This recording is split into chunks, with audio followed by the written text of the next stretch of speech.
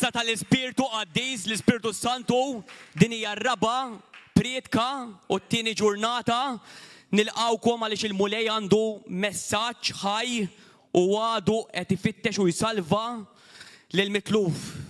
Ħammur mal-ewwel għal dak li tafali il-mulej fil-qalb tiegħi. Li kieku Sidna Ġesu Kristu ma qamx mill-mewt, aħna l-iktar nies imsejkna fost kemm huma il-bnedmin. Imma Sidna Ġesu Kristu verament qam mill-mewt, verament il-qabar vojt tiegħu, verament ġej lura, verament għadu jbiddel il-ħajjiet. Kieku Ġesu Kristu mhuwiex veru, jiena llum mhux jagħtaw. Kieku mhux ħaniġi naħli l-ħin, kieku mhux ħaniġi nirreċta, kieku mhux ħaniġi noqgħod nitkellem fuqu, imma jiena naf li Alla ħaj, Alla jirrenja, Alla jsalva, Alla jeħles, Alla ifittex u jsalva lill-mitluf. Ejja ma nħallux din il-konferenza issir tradizzjoni kif jagħmlu l-Griżma fir-reliġjon, kif jagħmlu il-Mamutija bil-qtar ta' trabi fir-reliġjon, imma u niġi ħanamel preżent ħalli naqtaħħa mill-lista tiegħi. Ejja ħanirċievu x'għandu il-mulej għalina mit-tron tas-sema. Għax Alla ħajamel xi ħaġa kbira f'dan in-nazzjon u huwa qed ilesti poplu lesti biex ikunu jistgħu iġorru il-glorja tiegħu. Jekk ma tkunx lest biex iġġorr il-glorja tiegħu u tmur biex iġġorra il-glorja tisomtok, twaqqak, toqtlok. Imma Alla urina li jrid juża dan in-nazzjon. Ilu aktar minn sentejn jgħidli, irrid nagħmel Atti 29. L-Atti tal-Apostli spiċċa f'Atti 28 meta l-Apostlu Pawlu ġie Malta. Kemm ilu jgħidli fuq dawn l-affarijiet ma kontx nafx xi jrid jgħid biha, imma aktar ma beda joqrob iż-żmien sal-lum il-preżent, iktar dak li qalli iktar qed jiġi revelazzjoni. U Alla mhux kombinazzjoni qed jibgħat nies ta' stoffa biex jitkellmu minn dan il-pulptu, għaliex dak li għandu f'ġismu ma jridx ħalli ħal persuna waħda. Alla mhuwiex individwali, Alla huwa korporattiv. Alla jridna ħaġa waħda. Xama Iżrael, Adonai, Eloheinu Adonai v'Jahad. Isma' Iżrael, dawk li jagħmlu Alla, those who contend with God. We are those who contend with God now. Il-mulej, Alla tagħna il-mulej u wieħed. Hekk irridu nkunu wieħed. Irridu nkunu wieħed għall-affarijiet t'Alla, għall-iskopijiet t'Alla. Inutli niġi nippriedka, inutli niġi nisma' u nibqa' ngħix għalija biss. X'niġi nisma' nagħmel? Ejja nkunu dik il-ħaġa, dak il-bniedem, dak it-tabernaklu, dak it-tempju li jrid jospita il-milja ta' Alla. Il-messaġġi ta' qabli żgur preparaw it-triq minn fejn ġie l-Ispirtu Santu.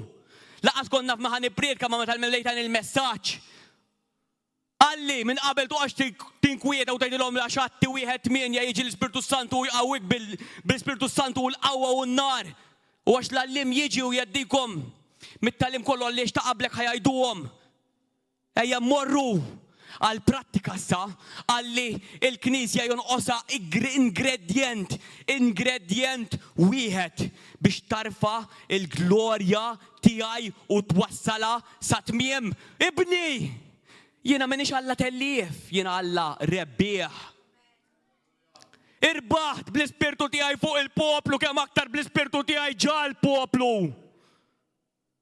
Ix-xitan m'għandu xejn fija, jiena ħammuru l-prinċep ta' din id-dinja jiġi, imma fija m'għandu xejn. Inti qiegħed fi Kristu, illum aħna din f'persuna, mhux qegħdin f'binja, mhux qegħdin f'denominazzjoni, mhux qegħdin f'reliġjon, qegħdin f'Alla l-ħaj li jeleb is-seta tal-mewt u ħall l-irbit tagħha. Araf li ħall l-irbit tagħha u l-mart jitlaq minn ġismek.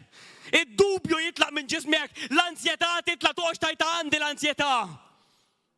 Toqgħodx tajt jien konfuż, Tuqax tajt għandi moħħi żgħir. Għax Alla jagħmel l-impossibbli. Possibbli għax l-Ispirtu tiegħu huwa ħaj u jitkellem sal-lum. U huwa żellilek mhux inti għażilt lilu biex tkun fih f'dawn iż-żminijiet u tkun tista' ġorri l-glorja tal-Alla. U twassalha fl-aħħar u Alla jażellitx kien l-iżgħar u l-iktar wieħed imwarrab biex iġib il-kburin u d-denin u l-għaqal tagħhom fix-xejn u jiksru. Taqbis staġun jibqa' fl-istaġun għax min jaqbes l-istaġun ikollu jirrepetih jarġa'. Malla ma tistax taqbes imma bħalissa hemm aċċelerazzjoni fl-ispirtu. Fl-ispirtu, fir-rem tal-ispirtu hemm aċċelerazzjoni.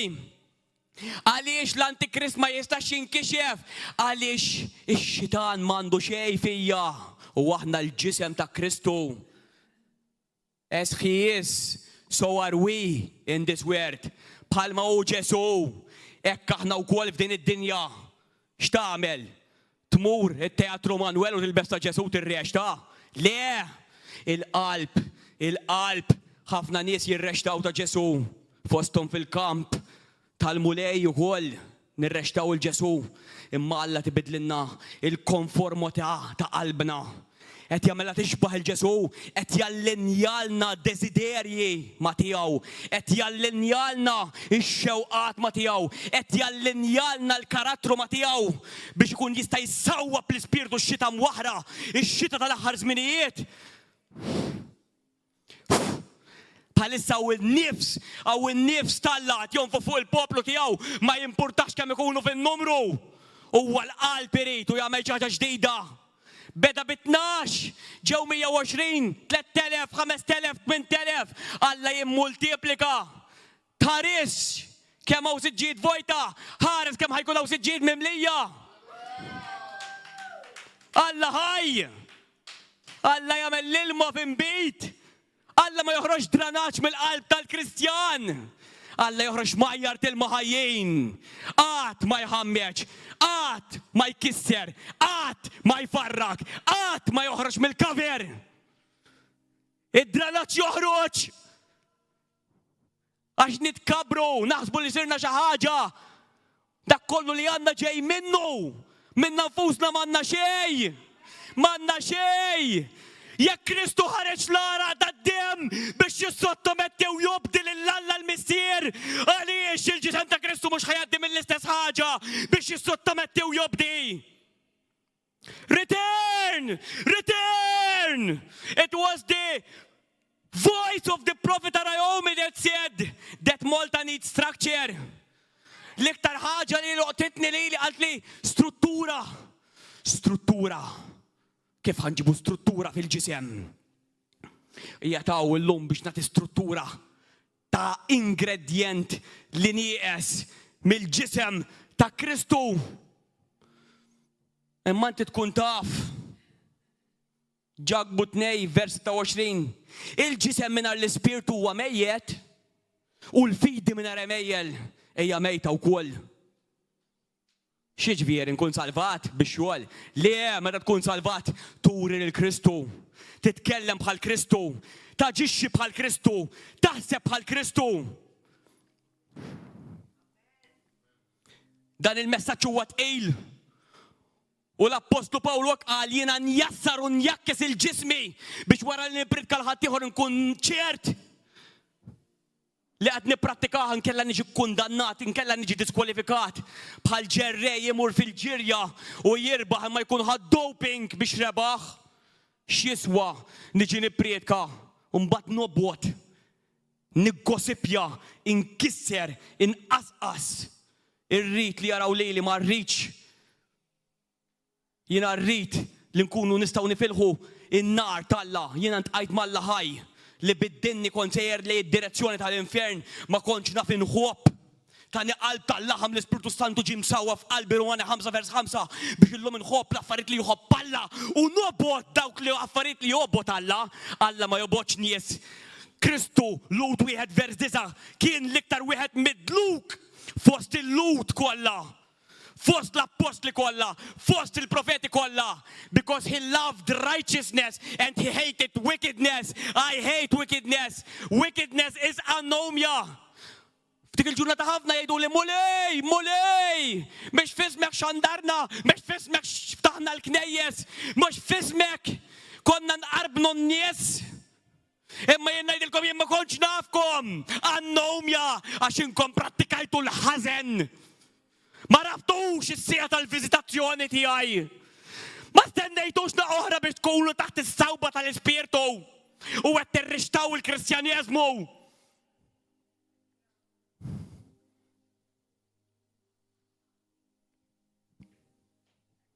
Kunaf, no. You have to know that you are the temple of the Holy Spirit. Titkun taf li Alla jgħixġa fik. Ġinosko. Għax min jaf irid jimxi kif mexa u stess tajdenna l-Iskrittura. Irdu morru mill-intellettualità tal-bniedem għal-revelazzjoni fil-qalb. Informazzjoni hija dekorazzjoni għal fuq l-iskaffa biss.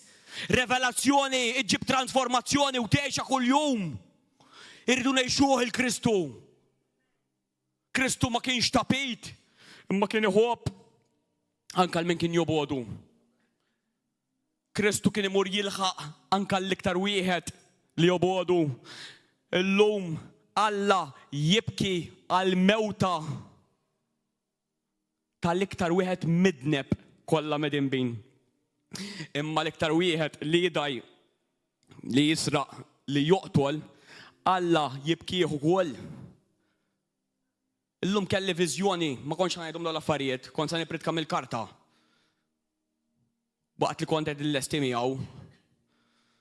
U rajt il-ġnus imilu qudiemu għax ġej bil-ġudizzju għall-imma smajt qalbu tibki. Ma stajx nieqaf nibki. Għalli dawk ħajjintilfu, għalli ma jiena bil-Knisja tiegħi qed nestendi dak iż-żmien, qed nestendih. Mur tihom dan il-kliem mit-tron tas-sema ħalli nimmanifestaw il-Kristu u jekk aħna nkunu dawk in-nies li nġorru l-glorja tal-Alla, iż-żmien tal-grazzja jkompli jespandi għaliex it-tribolazzjoni ma jistax jibda għax ġisem Kristu ħall-korla tal-Alla fuq is-salib. Il-korla tiegħek u l-korla tiegħi hija mħallsa. Il-problema tan-nies tal-aħħar ta' żmien mhuwiex l-eskatoloġi, mhuwiex l-aħħar ta' żmien, hija problema ta' identità. Hija problema ta' x'inhi l-Knisja, huwa problema ta' x'inhu ġismi, huwa problema ta' x'inhu l-Ispirtu Santu fil-bniedem. U Alla jippermetti, kollox jippermetti Alla. Alla huwa sovran, imma ta' mej sovranajtis. Le jista' Alla jilħom, le aħna deħ, aħna saqajh, aħna l-vuċi tiegħu. Dejjem qatt ma tikkontradixxi l-Iskrittura. Qatt. L-Ispirtu tal-Alla ħaj. 2 Korintin 3 vers 17. Il-ġisem mingħajr l-Ispirtu u mejjed. Il-fejdi mingħajr l-emejl imejta. Urini l-emejjel u nara l-fejdi. Ġesu għallhom ir-reliġjużi. Sepulkru, qabar imbajjat u qabar ikun fih Adam mejjed. Il-qabar ikun fih Adam. U l-mulej għalinna rrid struttura. Itfa' nnifs fuq il-ġisem. Ħalli l-ġisem jieħu l-ħajja u ma jibqax Adam u jintela bil-laħam. Ejja ħanintlew bil-laħam, ħankunu aħna dawk li nġorru il-qawwa tal-Alla. Alla jħobb il-Malta. Alla jrid isalva l-Malta kollha u jsalvaha meta jara qima mhux il-kanta. Jien għandi l-ħnikraħ. Il-qima hija obbedjenza. The best form of worship is obedience. Aw min għandu leħnu sabiħ u għallek jagħmel għal-vuċi tiegħu. Stinks. I look at the heart, not like the world looks. Alla ma jħares fuq barra l-kafer, Alla jħares fuq ġewwa. L-emil tar-reliġjon kollux fuq barra. U mela għandu spiritu reliġjuż, mhuwiex il-Kattoliċi jew il-Musulmani jew il-Ġudajki, dawk medembejn u mitlufa x'għadhom mhux imwildin mill-ġdid, spiritu reliġjuż jista' jkollu l-poplu talla biss li jgħid li huma talla u ma jkunux. Jien nintaqa' ma' ħafna nies jgħidu li dawk qed joqtlu l-dawk, dawk qed joqtlu l-dawk. Mhix vera, dawk kollha midinbin u qegħdin taħt l-istess kundanna jekk jibqgħu sejrin f'dik it-triq, imma Alla qabbat lilna biex immorru u nużaw l-erf talla biex neħtlu fil-gwerer, inxandru x'qed jiġri fuq l-aħbarijiet għax aħna għandna skrittura li qalet it-tmiem mill-bidu. Ħaniftħulhom għajnejhom il-lomja. Ħajkun hemm min jiżżufjetta bejkom bħalma żżufjettaw bl-imgħallem, imma ħajkun hemm min jisma' kelmtkom għax samgħu tal-imgħallem. Alla mhuwiex kiddieb, Alla huwa ħaj, użaw kull ċirkostanza. Meta tarawhom jitkellmu fuq l-abbort, fuq il-perverżjoni, fuq il-mewt u l-eutanazja, użaw kollox inkom għandkom il-Alla l-ħaj li jtikom l-abilità u l-luteranz biex titkellmu u d-dilka.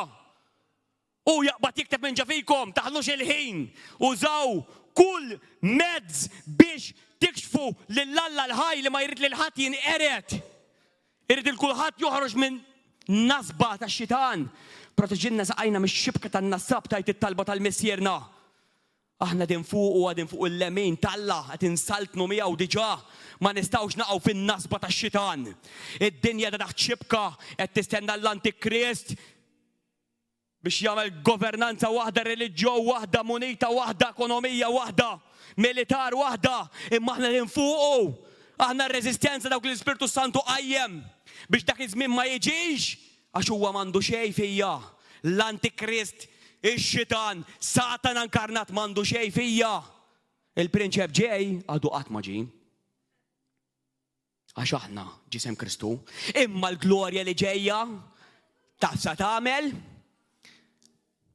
bil-grazzja tal-Alla naslu sal-aħħar tal-messaġġ, jekk nikxfu l-ingredjent ikun darb'oħra. Dak l-ingredjent li ħajġi palla fil-Knisja, fil-poplu tal-Alla fil-ġisem ta' Kristu, tant sa jikwi illi ħajjikxef il-minu fals. Ħajġibu għarwien il-minu fals. U mbagħad toħroġ il-parabola tal-Verġni, 5 kienu waqlin u 5 kienu boloħ. Għax marfux il-viżitazzjoni tal-Alla, marfux il-glorja tal-Alla, marfux il-qdusija u r-reverenza qaddisa li il-mulej. 2 Korintin, vers 17. Għax il-mulej huwa l-ispirtu u fejn hemm l-ispirtu tal-mulej hemm il-ħelsien. Mhux vera. David qal Salm 139 qal jien jekk immur fil-post tal-imwiet hemm tkun int. Jekk immur fil-ċaċet tal-muntanji hemmhekk tkun int. Mhix vera, hemm il-ħelsien. L-Iskrittura tajt kull fejn l-Ispirtu Santu u il-mulej hemm il-ħelsien. Huwa il-mulej fi kliemek, huwa l-mulej fil-ħsibijiet tiegħek, u il-mulej meta tkun waħdek id-dar u Alla tjarak. U il-mulej meta tiġi taħt persekuzzjoni, u il-mulej kif tirrispondi, u il-mulej fuq il-post tax-xogħol tiegħek, u il-mulej fil-finanzi tiegħek. Hawnhekk ħafna nies ifiqu għax kun hawn l-ispirtu tal-mulej għaddej, vera jkun hemm il-ħelsien. Imma meta jmorru d-dar ħafna nies jgħidulek arġajt bro. Għax l-Ispirtu Santu mhuwiex il-mulej. Meta jkun il-mulej, inti tkun il-viżitazzjoni tal-Alla f'kull raħal. Fil-post tax-xogħol, mal-familja tiegħek li għadhom ma jafux il-Ġesu, is-supermarket, il-posta, l-isptar. Alla ma qalinniex biex immorru ġabbinja u neħilsuha. Alla qalinna kunu intom kull fejn ikun hemm intom ikun hemm is-saltna tas-sema. L-Ispirtu Santu huwa s-saltna tas-sema nnifsu. Il-Kattoliċi jgħidulek meta tmut mur is-saldna tas-sema. Park li trut. Jehovah's Witnesses jgħidu is-saldna tas-sema meta jiġi Ġesu. Park trut. Is-saldna tas-sema bħalissa qiegħda fostkom. Jekk jien inkeċċ id-demonji bis-siba żgħir mela s-saldna tas-mewwiet waslet. U l-Fariżej qalulu urina s-saldna tas-sema. S-saldna tas-sema ta' fostkom. U kull wieħed waħda minna għandkom il-Alla nnifsu l-Kreatur li joħloq li ħalaq is-sema u l-art, l-ispirti ta' kollu lider u ma jidirx. Il-ħallieq aqbada mhux intellettwalment, il-ħallieq kemm jista' jtik abilità fix-xogħol tiegħek, abilità kif ħadd irrispondi, abilità meta jagħmlulek mistoqsija fl-evanġeliżmu, abilità man-nies tal-familja li għadhom ma jafux il-Ġesu. Ħalli jaraw il-frott, mhux kliem biss u tpaċ frott. Frott li jibqa'. Vers 18.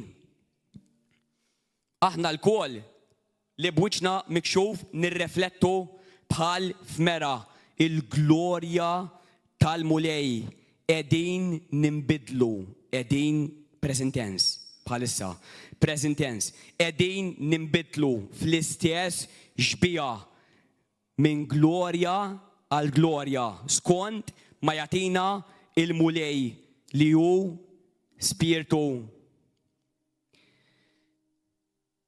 L-immaġni tagħna hija talla il-bnieda waqaf id-dnub u xbija tilifa. Ix-xbija hija il-qalb, ix-xbija hija l-karattru tagħna. X'karattru qed nirriflettu llum ta' Ġeżrit l-antik? Dak mejjed, dak ma redux iqum mill-mewt, dak spiċċut. Ix-xbija tagħna tidher bħal ta' Kristu. Għalhekk maħluqa fl-immaġni u fix-xbija talla. Fl-immaġni baqgħu anka dawk li jemnu l-ġejjem mix-xadini, għalkemm jixbħuhom ħafna minnhom l-xadini, mimlija suf u leħja u babun u pakkagalli. Xorta fl-immaġni talla x'kien hawn ħallieq li ħalaq imma dnub ġarraf ix-xbija tal-qalb. Illum qegħdin hawn biex niġġeddu, biex nissaħħu, biex nissaffu, biex inġibu xbija lura tagħna bħal ta' Ġesu. Jekk naqbduh dan il-messaġġ, Malta titrijat għaliex nimmanifestaw il-Kristu. Jien sammur għal Ġesu, imma meta nibagħtu l-Ispiritu Santu inkom tagħmlu ħafna emejjel iktar minni. L-ewwel ħaġa ma kienx għadu marfuq is-salib, ma sa jitwiled ħadd mill-ġdid. Imma jien l-iktar ħaġa li nemmen li għalek għax il-pjan ta' Alla fuq l-art taf x'kien. Ġesu, Ġesu, Ġesu, Ġesu, Ġesu, Ġesu, Ġesu, Ġesu, Ġesu, Ġesu, Ġesu, Ġesu, Ġesu. U x-xitan, imma rridu naqbduha, qiegħda hemm available. Isek għandek il-karozza xtrajjelek il-papa. Imma ma tafx li tajjelek, qiegħda hemm mhix is-suqa, ħansuqu, ħankunu bħal Kristu. Mhux għax aħna tajbin, dan kien il-pjan ta' Alla mill-fondazzjoni tal-art biex ifittex u jsalva lil mitlub biex joħloq familja waħda minn kull tribu, razza, lingwa, nazzjon kif naraw f'din il-Knisja. Kull kulur jiġu, kull kultura jiġu, kull tribu jiġu, imma Kristu huwa dak li jaqadna.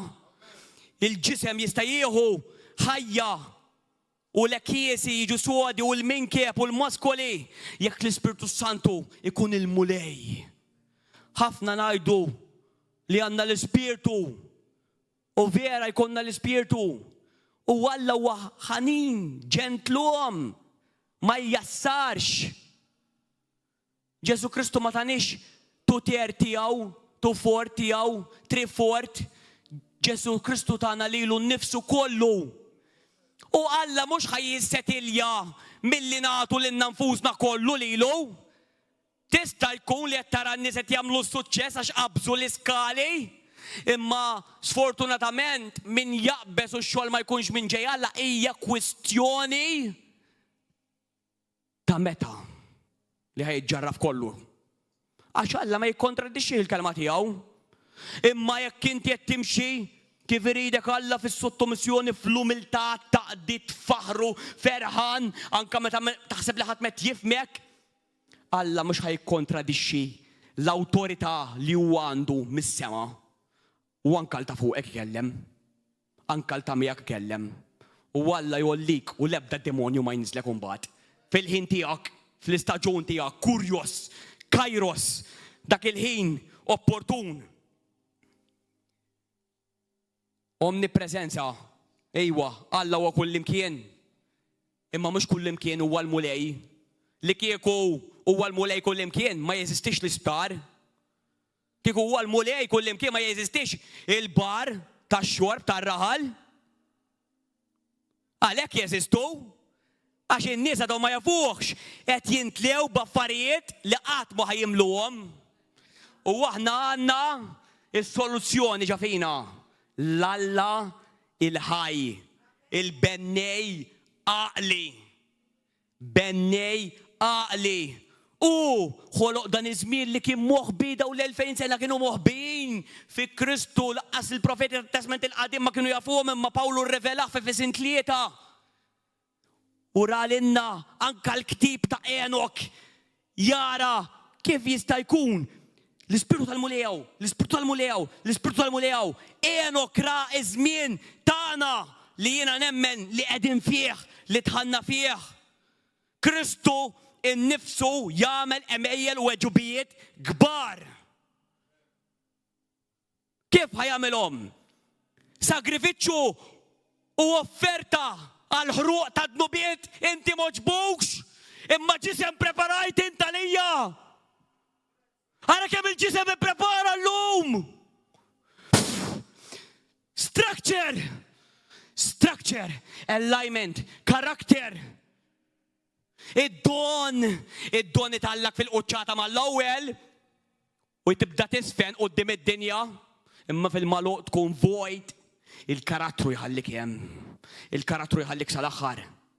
Għax il-karattru tagħna jrid jixbaħ il-Kristu. Jekk hemm xi karattru lu ma jixbaħx il-Kristu, hija kwistjoni ta' meta ħajjiġġarraf, jaqa' jitkisser u jiġi frak fuq il-kelma tal-mulej. Rumani 5, vers 5. U din it-tama ma tqarraqx bina għax l-imħabba ta' Alla issawbet fi qlubna permezz tal-Ispirtu Santu li kien mogħti lilna. Għaw xi ħadd għandu l-Ispirtu Santu. Mela inti għandek l-imħabba kollha ta' Alla imsawba f'qalbnek. Alla jħobb lill-iktar midneb. L-iktar wieħed midneb. U jixtiequ jisalva dik kompassjoni kbira. Meta bniedem jippreferi jkollu baħar qudiemu u jkun hemm annimal u jkun hemm bniedem, jekk jippreferi salva l-annimal mill-bniedem għadu ma ntaqax malla. Għalhekk Mojra Delija u dawk il-pupazzi kollha bħal Fabio Spiteri u hekk imorru jħobbu l-annimali. Alla l-bnedmin ġi salva. Alla jħobbhom mill-annimali u minn għandu l-qalb Alla mhux ħajsawwat annimali, imma ġib skuża bl-annimali biex tidher reliġjuż. Alla jibki għal kull mewta midneb għax eternità twila u għandna l-qalb Alla aħna suppost għalhekk ma morrux nevanġelizzaw bħala knisja għax mhix vera qed nobdu lil Alla.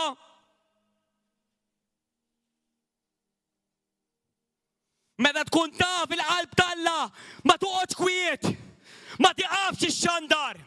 Mhux bla doċ, mhux bħala pupazz, mhux bħala iblaħ, imma blerf. U tkun taf kemm għandek ittieħ persuna dak kelma biss, dak tibbies, dak 10, dak 100. Għax Alla ħaj u għandu id-don tad-disċerniment jaħdem ġafina. Ma nġibu skuża bl-annimali. L-annimali jħobbhom Alla u ma jridx moħqrija fuqhom. Imma meta nippreferu annimal fuq bniedem ma nafuħx il-Kristu. Għax Kristu ġie mbiċċer, trieraq, bla leħja, bħala annimal. Minħabba fija l-ewwel wieħed. Grazzi mulej, kun infaħħar ismek għal dejjem, inti kbir, majestus, glorjus. Vers 17. Għax jekk minħabba fil-ħtija ta' wieħed waħdu saltnet il-mewt, permezz ta' dak il-wieħed aktar u aktar u aktar dawk li jirċievu il-kotra tal-grazzja.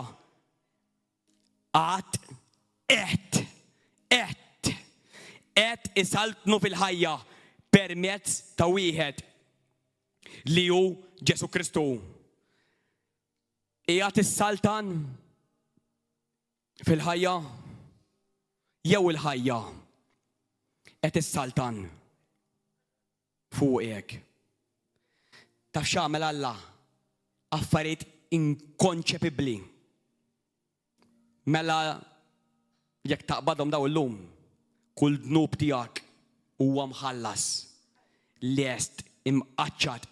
Id-dnub tilef il-qawwa minn fuqek, illum tista' tgħidlu le qabel ma kenniex għażla li ngħidu le għall-gideb, le għas-serq, le għall-gossiping, le biex infotti il-ta' fuqi, le biex infotti l-ħija. Għax ħafna jħarsu li id-dnubiet naturali, ħadd ma jħares li id-dnubiet spiritwali li jintnu quddiem Alla aktar.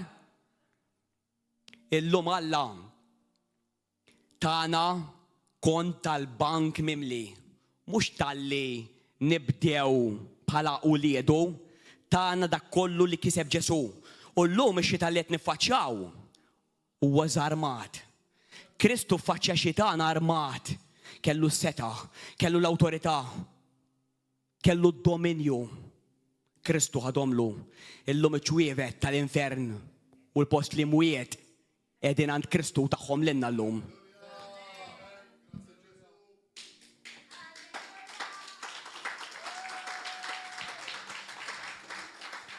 Irridu nagħmlu revelazzjoni. Ix-xitan mhux vera b'saħħtu. Ix-xitan b'saħħtu għal dawk li jgħixu fil-ġisem biss. Għal dawk li jgħixu fl-ispirtu, ix-xitan jitwerwer minnhom u qegħdin hawn illum biex nibdew u nkomplu u nibqgħu ngħixu fl-ispirtu u l-messaġġ hekk jismu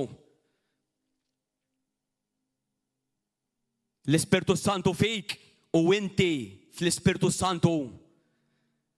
Aħna fjamma nar, kull fejn morru fuq xogħol fit-toroq, qegħdin għaddejjem minn passaġġ.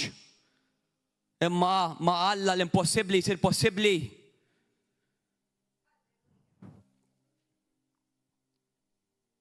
Illum għamilna bla dnub, illum għamilna maħbuba, illum għamilna mażula, illum għamilna midluka, illum għamilna mwarba. Anka Kristjan li l-20 sena u żelaq, hemm il-ħnien għalih, hemm l-indiema, anka minn twarrab, minn taħt l-awtorità. Alla jisu qatt m'għamilha jekk jindem u jitfina. Il-bniedem jista' jfakkar jgħelek ikun imnebbaħ mix-xitan, żball, imma Alla qatt ma jfakkarlek żball. Alla jollik, jirranġak, illibsek, jagħtik iċ-ċurkiet, jagħmellek iż-żarbun u jarġa' jħeġġek bin-nar. Ħadd tkompli tmur il-qudiem u mhux lura, il-fuq u mhux l-isfel. U tkompli xandar it-tjubija tal-mulej, fart il-ħajjin, għax art il-mejtin m'għandhomx ċans ieħor. Imma art il-ħajjin għandhom ċans jisimgħu dak it-teżwor li għandek inti f'qalbek. Qed issaltan fuq daw il-ħsibijiet għax jien hekk tallimt. Għax jien moħħi ħafif. Għax jien ninsa bro. Mhux is-saltan, min jikkellemek mhux is-saltan. Għandi l-ansjetà. Ġiet l-ansjetà fuqi għax tlift it-train. Don't you know that every word spoken is a spirit and life? kliem il-ħajja u l-mewt jgħat fis-sitra tal-fom u dawk li jħobbu jikluh. Mulejjan minn ħammorru.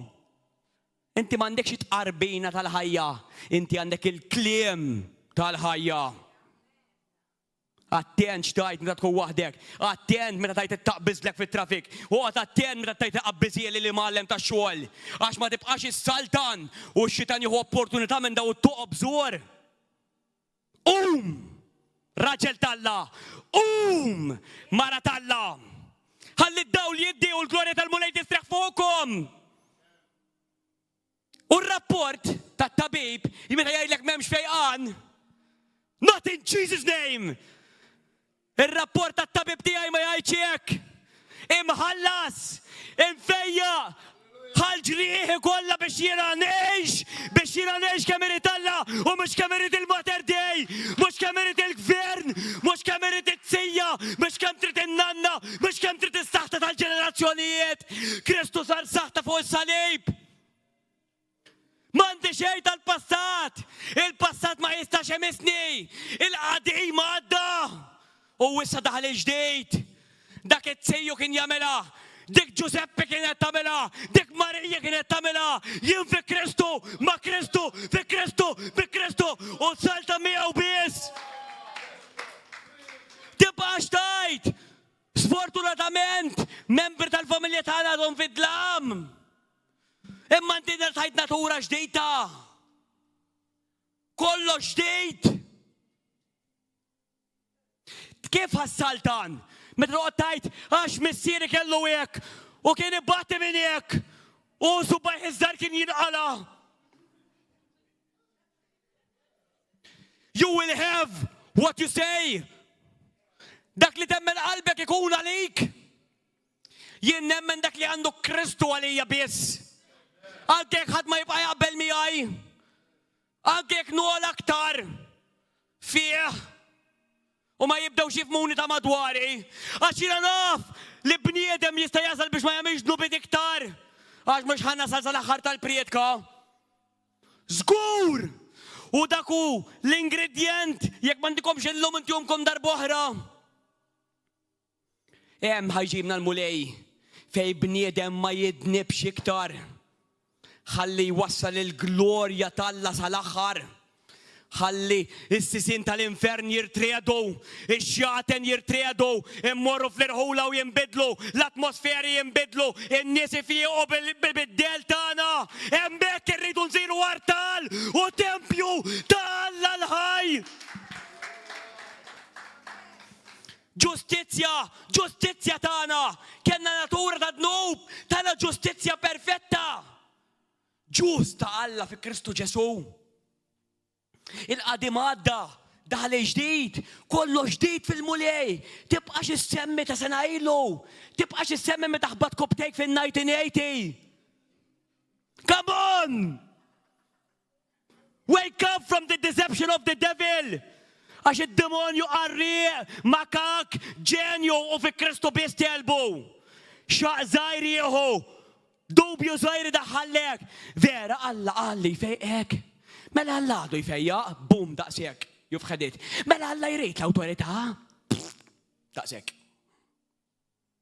U żgur, I am the God of heaven's armies. Angels tremble at my presence. Holy, holy, holy is his name. Ole, u mhux hekk. Mela Alla pupu tal-Playmobil, taqlalu rasu mill-pupu li sfaru tamlu fil-vjola, xsebtu t-teletabi. Faċli ntallaw Santa u nitnejku bil-reliġjużi. Ejja nitnejku b'daw l-affarijiet tal-biża ta' fidejn Alla l-ħaj.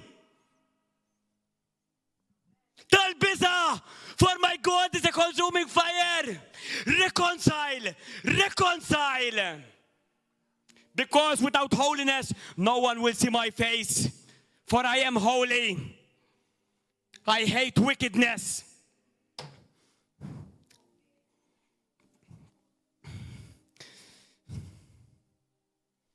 Lut 2, vers 14-15.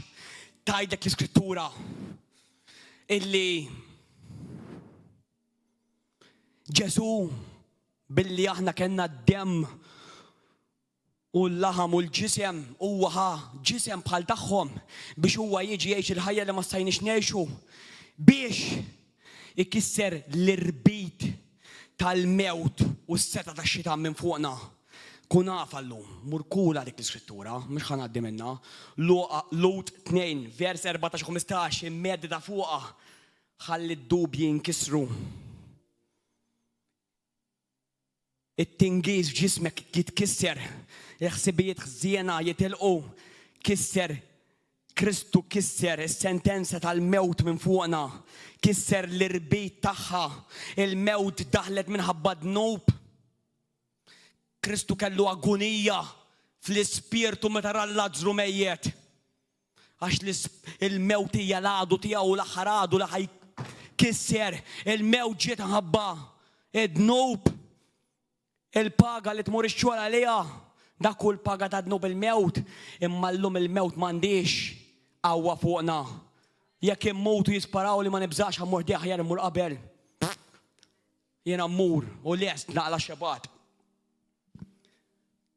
Kif jippruvaw jagħmlulna fl-Evanġelju. Ma nibżax. L-aħħar nifsa u l-ewwel nifs ħdejh, mhux għax jien tajjeb għax huwa tajjeb, u l-koll hekk intom. Imma l-mewt ma nibżax minnha, u iktar ma tibżax, iktar ix-xitan jitwerwer. Tibżax mill-mewt, tibżax mill-mart, ma jistax jaħkmek. Ġej il-fejqan jgħat hemm imħallas. Halleluja. Rumani 6, vers 15. Holy is his name. Holy. Holy is the Lord of hosts. Grazie mulej. X'namlu mela? La darba maħniex taħt il-liġi, imma taħt il-grazzja. Allura għandna nedimbu, allura għandna ngħixu ħajja mtajra, allura għandna ngħixu fil-libertinaġġ, allura għandna ngħixu ħajja ta' xenxilli, allura għandna ngħixu ħajja mitluqa. Ma jkun qatt. Ma jkun qatt. Ma tafux li jekk intom tofru ruħkom lil xi ħadd bil-sira biex tobduh ta' min tobdu tkunu lil sir? Kemm jekk dan ikun id-dnub li jwassal għal mewt u kemm jekk tkun l-obbedjenza li twassal għal ġustifikazzjoni. Il-mera ta' ġust taf tirrifletti. Church. Il-mera ta' ġust taf tirrifletti. 3. Obbedjenza. Il-mera ta' ġust. Alla mela kapaċi tagħna ġustizzja sħiħa biex ngħixu bħal Kristu, ma' Kristu, fi Kristu, bi Kristu. We are in him. Aħna medinx f'binja, aħna medinx f'River of Love, aħna River of Love.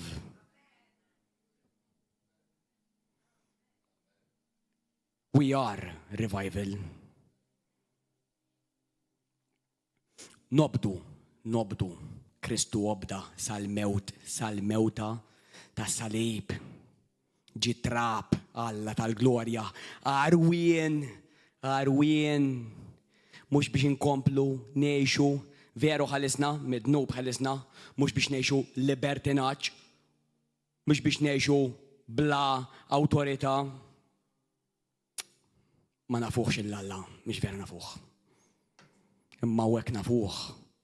Għawnek irridu noġbuħ, għawnek irridu nobduħ, ħallit fan nar. Kem nishtiq li diġa qabad. Imma niżuħħar li l-Alla intom kontu il-sira ta' dnub qabel. Laqas konna nomu fih qabel. Imma issa bdejtu minn qalbkom dik il-kwalità ta' talim li qed jingħatalkom biex timxu fuqu. Infdejtu minn taħt id-dnub, ara dal-vers, imma tjassartu għal ġustizzja. Qiegħed nitkellem magħkom ta' bnedmin li aħna Għax in-natura tagħna dgħajfa bħalma l-membri ta' ġisimkom kontu jassartuhom għaż-żina u l-ħażem, hekk issa dawn l-istess membri jasruhom għal ġustizzja biex tkunu qaddisin imwarba. Qed ngħixu fid-dinja imma maħniex tad-dinja. Aħna barranin qed ngħixu f'pellegrinaġġ. Ħan niġbru iktar nies għall-Mana għax Alla ħajtalla trejn qawwi għall-ġassema. Xi frott ħsattu dak iż-żmien mill-ħwejjeġ li issa qegħdin iħammrulkom wiċċkom. It-tmiem ta' dawk il-ħwejjeġ hija l-mewt, imma issa li ħlistu mid-dnub u sirtu l-sira ta' Alla, aħjar il-sir ta' Alla. Li l-sir ta' Alla jġib ħelsien, paċi, ferħ, sliem, għena, tjeba, fidi, sabar, razan, ħajja, bimlija nar. Imma issa li ħlistu mid-dnub u sirtu l-sira ta' Alla, qegħdin taħstu għalikom frott li jwassal għal qdusija u għandkom bħala tmiem il-ħajja ta' dejjem. Għax il-ħlas ta' dnub u l-mewt imma d-don li ta' Alla huwa l-ħajja ta' dejjem fi Kristu Ġesu Sidna. Il-ġisem huwa bieb, huwa bieb. Meta tiftħu l-ġisem huwa bieb għall-għadu biex jalaq l-affarijiet tal-Ispirtu Santu. Gideb, serq, gossiping, tkisser karattru ta' ħaddieħor, titkellem fuq nies li ma jkunux preżenti. Kristu f'wiċċhom kien imur jgħidilhom. Jekk ħanajt xi ħadd qabbar imbajjat immur ngħidlu f'wiċċu, mhux minn warajh.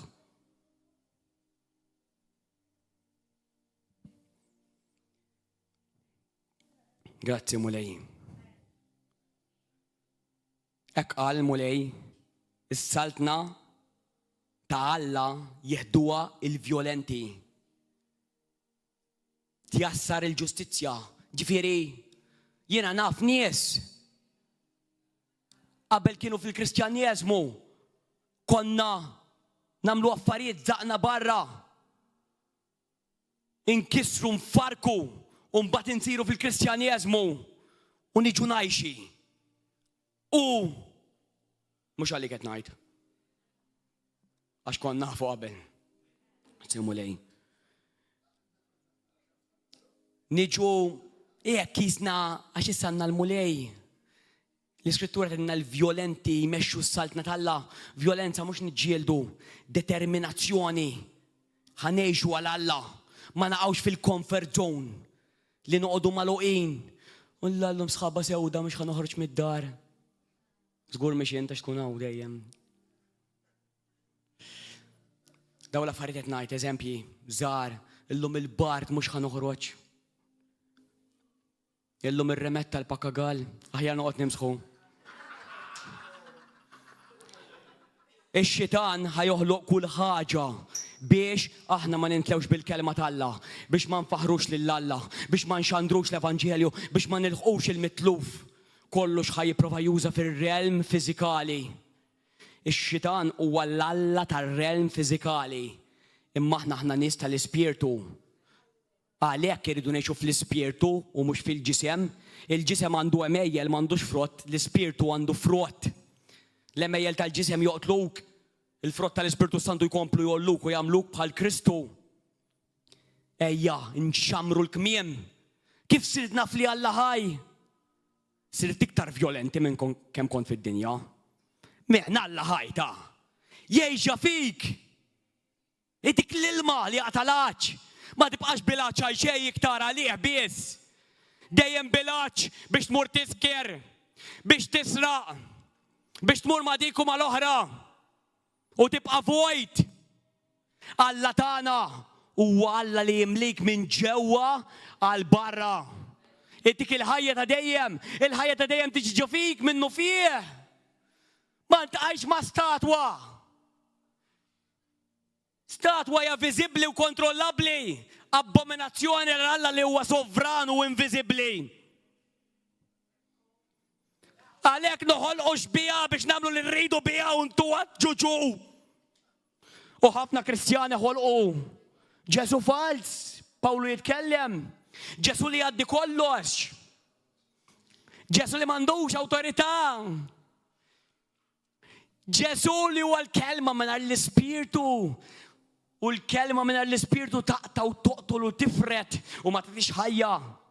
Alla dejjem jagħti it-tweġiba, dejjem jagħti soluzzjoni mal-verità. Fejn verità waħedha taqta' toqtol. Kif ixandru l-kelma ċertu kult. Verità biss u m'għandhomx ħajja għax ma jafux li l-Ispirtu Santu huwa ħaj u jgħix fil-bniedem. Huwa biss rieħa lihom, huwa biss forza lihom. Mela inti ħajkollok dak li temmen. Good luck. Sfortunatament. Grazzi mulej. Halleluja. Thank you Jesus. Iżajja 11.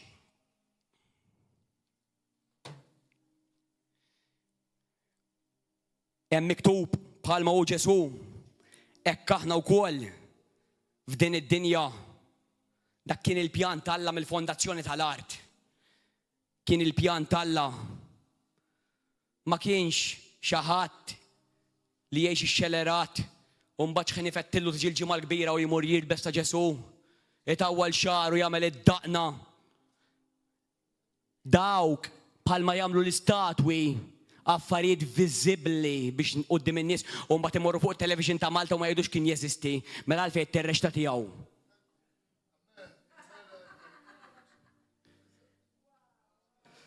Bħalma hu Ġesu, hekk aħna wkoll f'din id-dinja. X'qed jgħid għal Ġesu biex immur fil-mera u nara l-Ġesu? Le, il-qalb. Ġbija, il-karattru, ix-xewqat, id-desiderji tiegħi huma bħal ta' Ġesu. Jew qed infittex li nolli lili nnifsi biex nieħodlu postu lil pastor. Ma jkun qatt għandi l-biża' t'Alla. Il-biża' t'Alla huwa l-ingredient nieqes mill-Knisja. 11, Iżajja 11, vers 1 sa 3. Għad toħroġ fera mill-zokk ta' Ġesi. Mr. David, għad timbet rimja minn eruqu u fuqu jistrieħ l-Ispirtu tal-mulej. Inti qiegħed fi Kristu. Mela fuqek jistrieħ dal-Ispirtu. Ara x'jistrieħ għax inti l-ġisem ta' Kristu huwa r-ras. U r-ras m'għandux destin differenti mill-ġisem. Jekk il-ġisem rebaħ, il-ras rebħet, il-ġisem irid jirbaħ ukoll. Dak li mhux ħajirbaħ, li mhux ħajeleb, hemm 7 knejjes u dak li jeleb intieħ milli jkun mis-siġra tal-ħajja. Hemm nofs il-Knisja mhux ħajeleb u jien ma nemminx li kulħadd f'River of Love kulħadd ħajeleb. La tiġu taħt il-kelma t'Alla l-ħajja u l-biża' t'Alla kulħadd ħajeleb. Imma sfortunatament hawn knejjes mingħajr il-biża' ta' Alla. Fuqu jistrieħ l-Ispirtu tal-mulej, l-Ispirtu tal-erf, ħana laqbdejn. L-Ispirtu tal-erf jistrieħ fuqkom, l-Ispirtu tad-den laqal jistrieħ fuqkom, l-Ispirtu tal-aqal jistrieħ fuqkom, l-Ispirtu tal-qawwa jistrieħ fuqkom, l-Ispirtu tal-erf jistrieħ fuqkom u l-Ispirtu tal-biża' tal-mulej. Ara xi mies aħna li fi Kristu u rridu ngħixu bħal Kristu u rridu nimxu bħal Kristu. U l-għaxqa dan hu l-vers 3 u l-għaxqa tiegħu fil-biża' tal-mulej. Ġesu għex ħajja renjanti għax l-għaxqa tiegħu kienet il-biża' tal-mulej u biex aħna ngħixu ħajja renjanti li toġob lil Alla li tkisser id-dlamijiet u trijat l-iskorpjuni u s-sriep u n-nies folot irridu ngħixu fil-biża' tal-mulej. Iżajja 33 vers 6. Il-biża' tal-mulej huwa t-teżor tiegħu ta' Ġesu. Mela huwa t-teżor tagħna. It-teżor u ċ-ċavetta hija l-ubbidjenza U meta tiftħu tara l-qalb tal-Alla, is-sigreti tiegħu, l-intimità tiegħu jibda jgħidlek sigreti li d-dinja ma tistax tafhom, min jgħix separat minnu ma jistax jafhom. In-nies iħobbu lill-Alla, iħobbu lill-Alla jibqgħu jikdbu.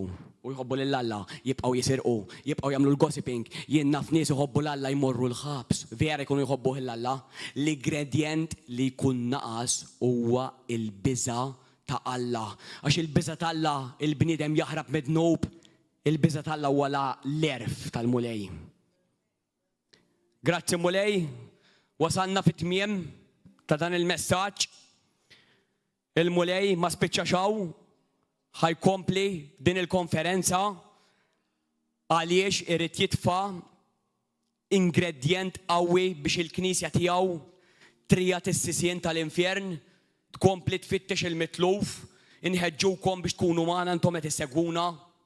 Aħna nħobbukom anke ktiboduna l-imħabba tal-mulej timsawba f'qalbna biex inti ssalva ħajtek. L-infern vera jeżisti. L-infern huwa l-post fejn Alla mhux ħajkun u ħajħallik tmur hemm iwa jekk mhux ħadd tiddeċiedi li taċċetta l-Ġesu Kristu. Ġesu Kristu ħallas id-dnubiet kollha tiegħek, il-kont tad-dejn kollu tiegħek biex jekk inti tagħmlu sidek u s-Salvatur titolbu maħfra. Tindem dak il-ħin stess jagħtik l-Ispirtu Santu u jiġġustifikak u jagħmlek persuna ġdida. Il-lejla fil-5 u fis-7 għandna ġiex meetings ta' splużjoni tal-Ispirtu Santu biex inkomplu nimbnew u dan in-nazzjon isalva mill-erqa u jkun dawla ġnus kollha.